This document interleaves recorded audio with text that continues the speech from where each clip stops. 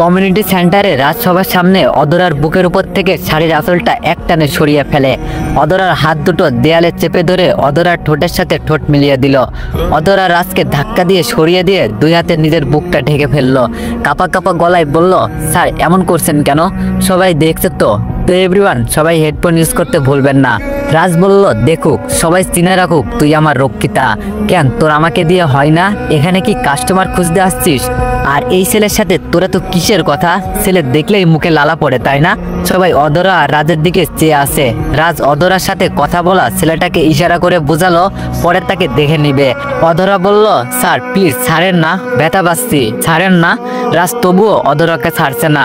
হাতের নীল রঙা কাচের চুড়িগুলো ভেঙে হাতে ঢুকে যাচ্ছে, কিন্তু রাজের এ দেখে বিন্দু মাত্র কষ্ট লাগছে না। রাজ অধরাকে বাইকে করে একটানে বাসায় নিয়ে আসে।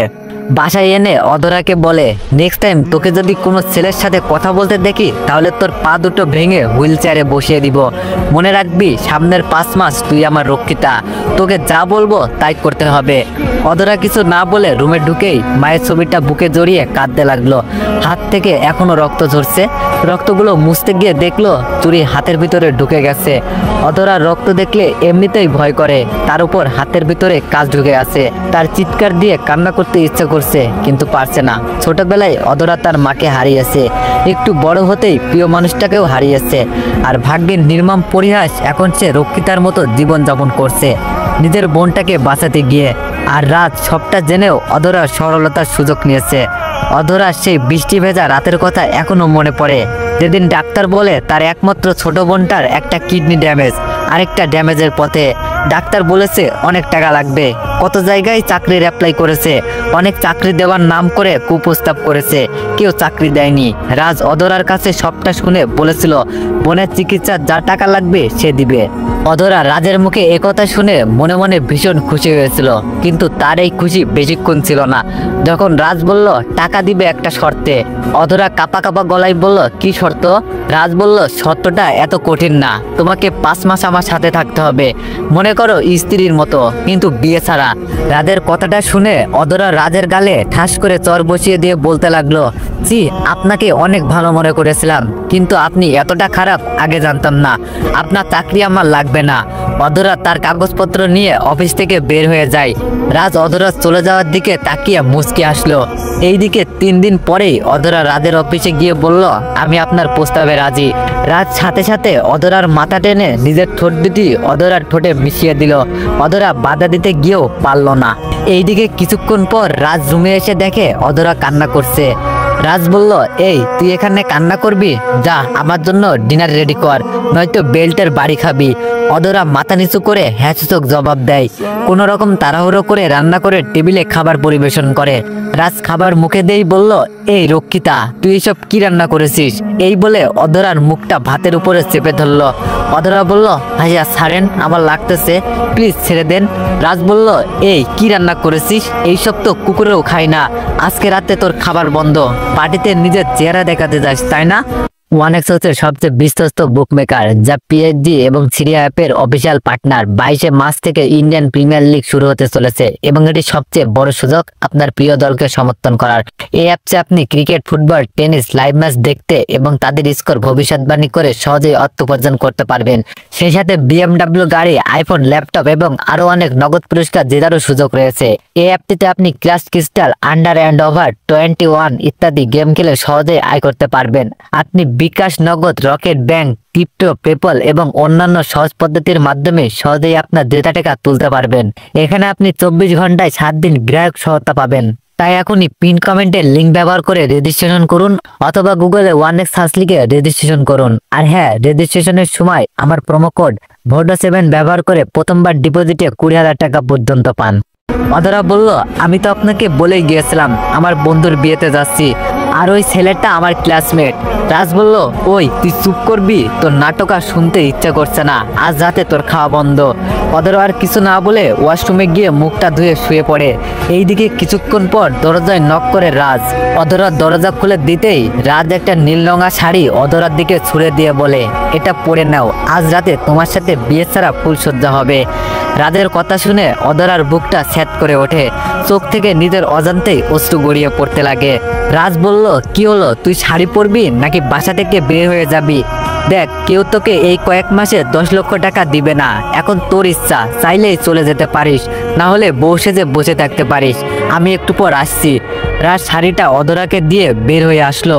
রাজ জানে অধরা তার সব সত্য মেনে নিবে, কারণ তার বোনকে বাঁচাতে হলে এছাড়া আর কোনো রাস্তা নেই। এইদিকে রাজ কিছুক্ষণ পরে রুমে গিয়ে দেখে অধরা শাড়ি পরে খাটে বসে আছে। রাজ রুমের দরজা লাগাতেই অধরার শরীরটা কেমন যেন করে উঠল। রাজ আস্তে আস্তে তার দিকে আসছে, কাছে এসেই অধরার বুকের উপর থেকে শাড়িটা টান দিয়ে সরিয়ে ফেলল।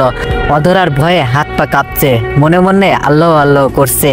এক হাতে শাড়ির আঁচলটা টান দিয়ে যখনই বুকের উপর জড়িয়ে নিবে, এমন সময় রাজ বলল, কি এমন ভয় পাচ্ছিস কেন? আমার আগে কতজনের সাথে এরকম করেছিস? রাজের কথা শুনে অধরার বুকটা ফেটে যাচ্ছে।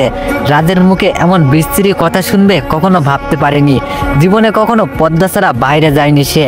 বাবা মায়ের কলেজার টুকরা ছিল, কিন্তু ভাগ্যের কি নির্মম পরিহাস, রাজের কাছে এসে প্রস্টিটিউট। রাজ যে তার সাথে এমন করবে সে কল্পনাও করতে পারেনি। রাজ বলল, কি হলো, কান্না করছিস কেন? কান্না করে কোনো লাভ নেই।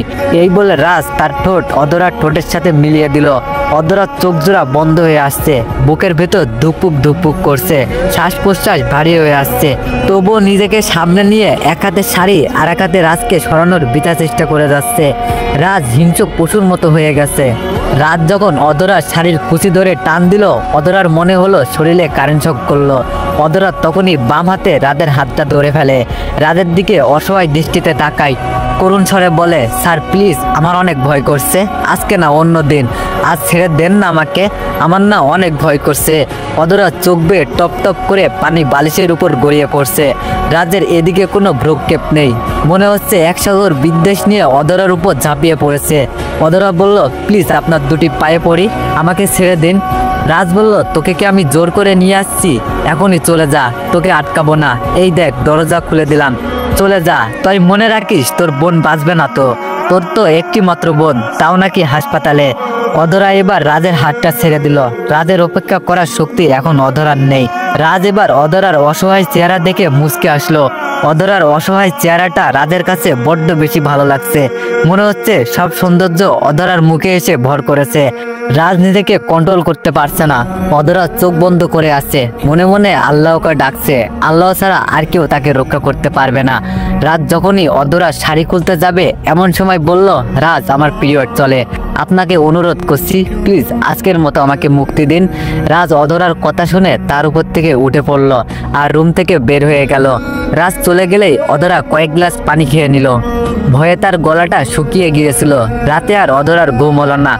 সারা রাত এটা ওটা ভেবেই পার করে দিল। অধরা কোনো ক্রমেই বিশ্বাস হচ্ছে না রাজ এতটা নিচে নেমে গেছে। সে তো এমন ছিল না, কেন তার প্রতি এত অবিচার? এইদিকে পরের দিন অধরা কিচেনে রান্না করছে।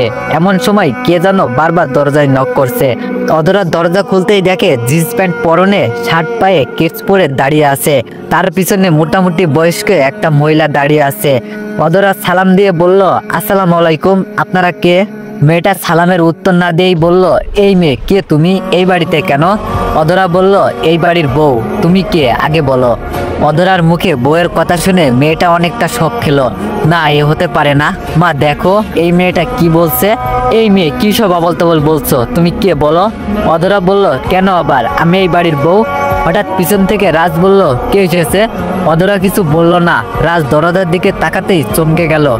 খালামণি, রিমা, তোরা একটাবার ফোন করে তো আসতে পারতি। রিমা বলল, রাজ তুমি কোনো কথা বলবে না, তার আগে বলো এই মেয়েকে। আমাকে না জানিয়ে তুমি বিয়ে করে নিলে, করতে পারলে এটা? তুমি এক প্রকার প্রতারক। রাজ বলল, রিমা কি বলছে এসব? কক্সবাজারে বেড়াতে গিয়ে কি মাথাটা নষ্ট করে আসলে?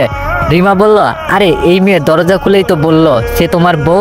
রাজ বলল, আরে বউ না, বাড়িতে কাজের মেয়ে নেই, তাই ভাবলাম একটা কাজের মেয়ে রেখে দিই। তোমরা বাইরে কেন? খালামণি ভিতরে আসো। রিমা ঘরে ঢুকতে সময় অধরার পায়ে পাড়া দিয়ে বলল, সরি কাজের বুয়া। অধরা কিছু বলল না, শুধু রাজের দিকে তাকালো।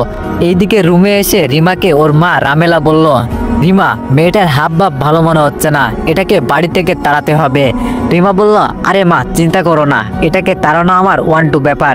রাজ এইদিকে খুঁজতে খুঁজতে অধরাকে কিচেনে পাই। অধরাকে দেখেই বলে, এই রান্না কি শেষ? অধরা বলে, শেষ।